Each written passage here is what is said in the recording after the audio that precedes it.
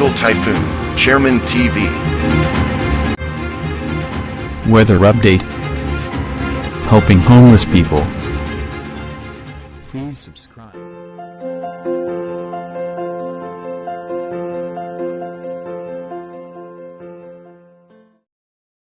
Ang umaga po, ito po ang latest update natin ngayong araw, November 5, 2025. Yung minomonitor nga po natin na si Typhoon Tino ay namataan na nga po natin dyan, yung pinakasentro niyan, dito nga po sa may coastal water ng Linapakan. At ayon nga po sa ating advanced weather forecast, ito nga po ay posibleng lumabas din ng landmass mamaya. Pagkatapos nga po magkaroon ng posibleng landfall sa Linapakan. At iba yung pag-iingat pa rin po sa ating mga kababayan dahil yung extension ng kanyang kaulapan ay magiging apektado po niyan hanggang sa may parte ng Metro Manila at ilang bahagi ng Central Luzon. At yung northeast monsoon naman ay patuloy na nakakaapekto yan sa Batanes at dito nga po sa may northern Luzon. Kaya maghanda pa rin po yung ating mga kababayan dahil nga po masungit pa rin po ang lagay ng panahon. Pero mamayang hapon, dahan-dahan ang gaganda ang lagay ng panahon ng parte ng Visayas at ng Mindanao. Dito naman po sa minomonitor natin na si posibleng bagyong Yuan. Ayon nga po sa European Center, nagbago nga yung pinaka-forecast track nito at posible nga po na sa ngayon, sa latest update ng European Center, posible na nga po magkaroon ng landfall scenario. Dito nga po sa parte ng Northern Luzon, papasok po yan sa may parte ng Cagayan Valley. Dito po yan sa may parte ng Tugigaraw. At pagkatapos po, exit po yan sa may parte ng Ilocos Norte. Iba yung pag-iingat nga po sa ating mga kababayan dahil mataas din po ang posibilidad dito na umabot po ito ng super typhoon category bago po mag-landfall. Dito po sa nilabas ng bagong Pag-asa DST na storm wind signal. So, storm wind signal number 4 dito nga po sa Calamian Island at yung natitirang bahagi pa ng Palawan. At signal number 2 din po dito pa sa natitirang bahagi pa ng Palawan at signal number 2 and signal number 1. Signal number 1 na lamang po sa Occidental Mindoro, dito po sa Oriental Mindoro at signal number 2 sa natitirang bahagi ng Oriental and Occidental Mindoro. Habang signal number 1 naman sa may parte ng Romblon, Aklan, Capiz, Antique, Iloilo, Guimaras. Yan po ay mga storm wind signal number 1 na lamang. Ito po yung forecast track ng bagong Pag-asa DST. Posible nga po mamayang hapon ay nasa parte na po yan ng West Philippine Sea at posible nga po bukas ay lumabas na rin po yan ng ating Philippine Area of Responsibility. Same lamang din po ng forecast track ng European Center. Ito naman po yung forecast track na inilabas ng European Center dahil nga po dito sa posibleng si bagyong Yuan. Ito po yung pinaka-latest update. Posible nga po by Sunday, November 9, nasa eastern section po yan ng Aurora.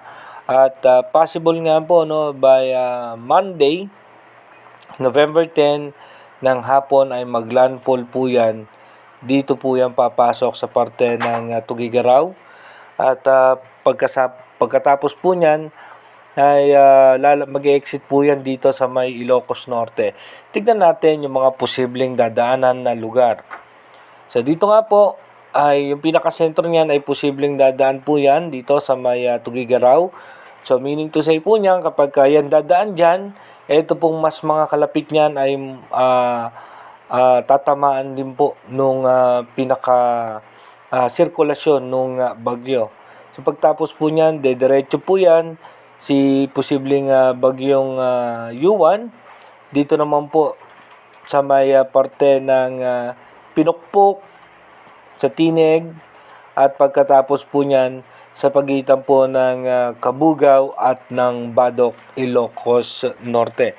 Kaya iba yung paghahanda at pag-iingat para sa ating mga kababayan dahil mapaminsala po ito dahil sa ngayon nga po nakikita natin sa ating advanced weather forecast mas malakas nga po ito kay Bagyong Tino. Kaya maghanda po tayo dahil habang malayo pa po, so possible nga po ito mag-enter ng landmass is November 10. Kaya meron pa po tayong mga ilang araw pa para maghanda. Pero ulitin natin ito pong forecast track na inilabas ng European Center ay mataas pa rin po ang tsansahan na magbago po yan. Kasi kung makikita nga natin na posible nga po nalalakas yung northeast monsoon o yung amihan. Kaya nagkakaroon ng pagtulak dito nga sa posibleng si Bagyong Yuan. So dito nga po sa ating advanced weather forecast, pakikita nga po natin yung animation. Pagdating nga po ng November 7, asahan natin paangat na po yan.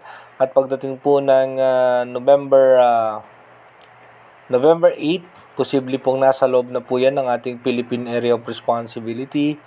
Then pagdating po ng November 9, nasa eastern section na po yan ng Aurora. At pagdating po ng November 10, so possible nga po November 10, ay nandito na po yan sa may parte ng Tugigaraw. So possible nga po, dyan nga po papasok yan at dyan po magkakaroon tayo ng possible landfall scenario. Kung mapapansin natin, ito nga po yung northeast monsoon para po sa kalaman ng lahat. Ito po yung northeast monsoon o yung amihan. Kung makikita nga natin, malakas po yung pagbugso niya.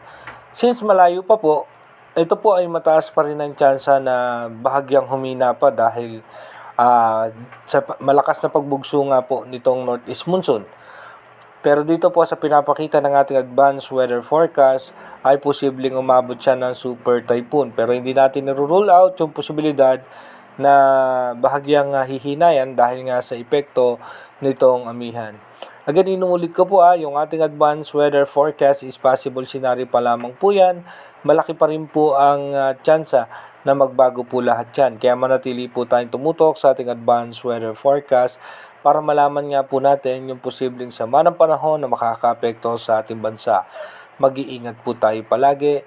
God bless po sa ating lahat.